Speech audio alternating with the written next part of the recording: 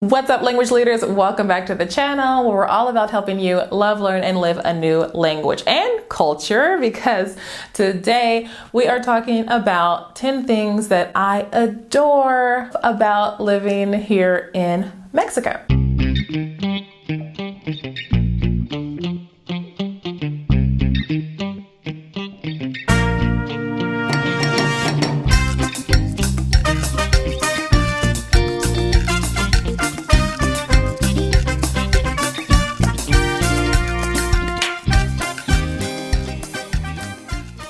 For those of you who do not know, I have lived in Mexico for 7 years now. I cannot believe it's been that long. We lived in Cabo San Lucas for a year and a half, and we have lived here in Chiapas and San Cristobal de las Casas for 5.5 years. I made a video a few months ago about some things that shocked me when I moved to Mexico. That definitely needs a part 2, actually. But today we're going to talk about some of the things that I have really come to love about living in Mexico. Okay, so hands down, the number one thing that I love most about living in Mexico is the lower cost of living. Okay?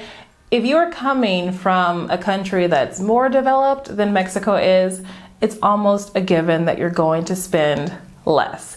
In some cases, way less. So I'm just going to throw a couple of numbers out for you. Let me know if you want me to do a dedicated video about cost of living.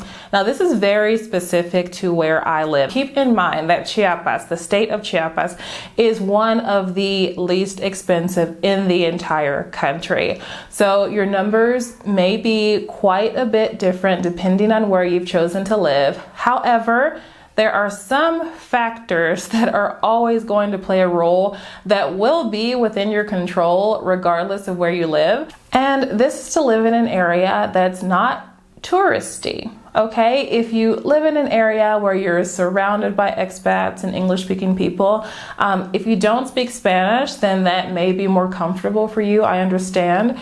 But if you do speak Spanish or you're trying to learn, and hello, subscribe and hit the notification bell if you are learning Spanish, because that's what we do around here. And you really can find a nice place in a decent area that is so much less expensive than a really, really touristy location. So here in San Cristobal de las Casas, we rent a 3-bedroom, 2.5-bath townhouse that it has a full rooftop terrace. It has a garage. It was brand new when we moved here. We were actually the first tenants to live in this particular unit. The entire building was pretty new when we first moved in. Now our rent has gone up slightly over the years, but we currently pay a whopping $175 per month. Okay, we pay 3,500 Mexican pesos, which with the current exchange rate is about $175 per month. How much are you paying for rent? Our water bill is 150 pesos per month. This is $7.50. Our electricity bill varies, of course, a little bit month to month, but we're typically paying about 350 Mexican pesos per month, so about $17. Now, we have another advantage here in that we live in San Cristobal de las Casas. This is spring and fall-like weather all year round. There is never a need for AC. Sometimes there's a need for like a space heater, actually, like in December, January, February. It's not something that we would use all the time. Normally we'll just, put on a sweater or a couple of sweaters and we're fine. If there's like a really cold month where we do use space heaters quite a bit, then obviously our bill's gonna jump. I think there have been times when we have paid like 1,000 pesos per month, which is $50 on a most expensive month. But 11 out of 12 months of the year, our bill is running at 350 pesos. Now, we use propane gas tanks like most people around here. So that's what we're using to cook with.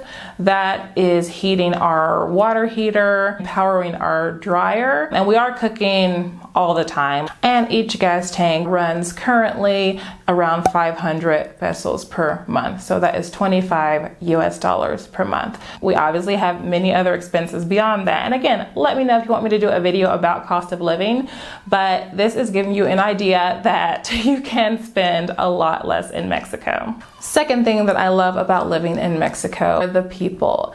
In general, there's just this spirit of more hospitality and more warmth than I was used to in the US. You know, there are obviously exceptions to this. There are people with stank attitudes here, just like there are people with stank attitudes all over the world. But in general, there's just this hospitality, this warmth. So if you're looking for Southern hospitality, you may as well come all the way south and check out Mexico. Number 3, having help around the house, housekeeper, babysitter, all of that is extremely accessible.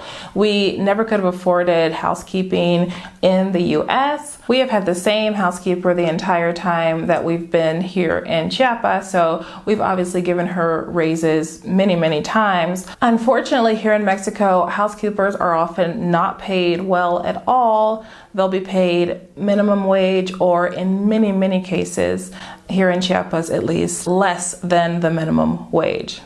Yeah, so we kind of have this standard to pay at least double the minimum wage so that it ends up being a livable wage. But even with that, the cost is just a fraction of what one would pay in the United States. So having help around the house really does free up some of that time that we all desperately need. I'm a work-at-home mom, I'm a homeschooling mom, so getting some extra hours in the day because some of the things have been done for me is a definite plus to living here in Mexico. Number 4, I enjoy staying at home with my family. Now, this could obviously apply anywhere you are. You could always choose to stay home with your kids if you want to, but I never had that opportunity back in the United States. I always worked outside of the home. Our oldest daughter was born in the US, and she did come to Mexico before she was even 1 year old. But during that time, I was working outside the home, having to deal with someone coming to watch her or dropping her off, and just that whole routine. And that was hard. Now, when I came here to Mexico, I wasn't quite sure what I was going to do. I hadn't eliminated the possibility of working outside of the house, but I very quickly came to realize that it would make no sense for me to work anywhere here in Mexico when I could make so much more working from home, really doing anything. So never again did I even think about working outside of the home. I've done several things over the years. They've all been from home. Now, if I were to go back to the US at this point, I would definitely still try to work from home. And now that would be feasible for me. But back then it just wasn't a possibility. So having just that comfort of knowing that I'm not working outside the house while I'm in Mexico has also been beneficial for me, just to change that mentality and learn to be a work-at-home mom. Number 5, the food. All right, forget about all that Tex-Mex stuff. Okay, I like that stuff too. Come on. But we're talking about real Mexican food. I'm gonna flash on the screen here some of the things that I make, because yes, I can cook, okay? Yeah, I can cook. Mexican food is some of the best food. There's always going to be a wonderful range of delicious restaurant options. Depending on where you live, there could be a lot of good street food options, like in Mexico City. Here in San Cristobal, there's not so much of that, like good looking food in the street that you kind of feel like you can trust, like there was in Cabo San Lucas where we used to live, like there is in Mexico City and just kind of the bigger cities. So, that's going to vary, but whatever. The food is always going to be good. Number 6, the outdoor markets. This is just, I don't know, this might be just kind of random, but I just always used to love seeing on TV, because I had never experienced it, just these beautiful, colorful outdoor markets where the fruits and vegetables just look so fresh, and there are just all these little shops and things. Well, that's reality. That's reality here in Chiapas. Actually, again, everything that I'm saying is going to vary depending on where you live. Your experiences will be different. When we lived in Cabo San Lucas, there were no outdoor markets. It was just like the US. There was Walmart and Sam's and places like that, just big supermarkets, as there are here as well. And we don't do all of our shopping from markets, but they're there and they're beautiful and you can find some really cool stuff. I don't know if the produce is really fresher in the markets than in, just your typical supermarket. I've heard that it's not. That kind of may be an illusion, but other things other items, handcrafted items, just so many things you can find. The meat definitely is fresher in the markets.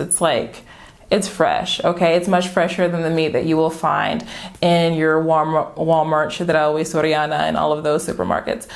So that is one thing I can say. The markets are an experience in and of themselves. The weather. Okay, so again, this is very specific to San Cristobal and my personal preferences. San Cristobal has spring, fall weather all year round. I would prefer if overall temperatures were a little warmer. I mean, in these months, December, January, February, I'm just like, ooh, it does get quite cold. But the rest of when I say quite cold, I mean 40 degrees Fahrenheit, I think. Hold on. Okay, it's 62 degrees right now Fahrenheit, guys. It's actually colder in this house than it is outside. So yeah, I mean, it's not cold. It'll get down to, what is the coldest that it will ever drop? So it will drop to like 42, ish. So it's not freezing cold weather, and it really never gets above like 75. So that may be a turnoff for many of you that enjoy warmer weather.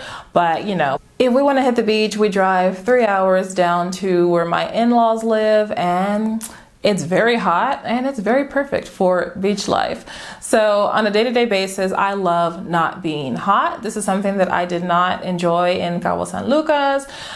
Oh, it was hot. I used to think that when you grow up in a hot climate that that's just something you're used to.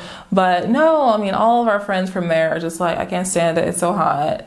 Oh my goodness. So I don't enjoy the extreme heat. So the weather in general is just more stable. There are problems this year. There was a lot of flooding that happened, so that was very unfortunate. But as a general rule, I mean, it's just much more stable than what I'm used to back in my old Kentucky home, which I love. But there's this saying in Kentucky that if you come and you don't like the weather, don't worry about it. Wait 10 minutes because it'll change. And that is so true. The up and downs and the all over the place with the weather, it makes it hard to plan things. San Cristobal is sort of springish, fallish weather all year round, which were my favorite seasons anyway. So it's good. Number 8.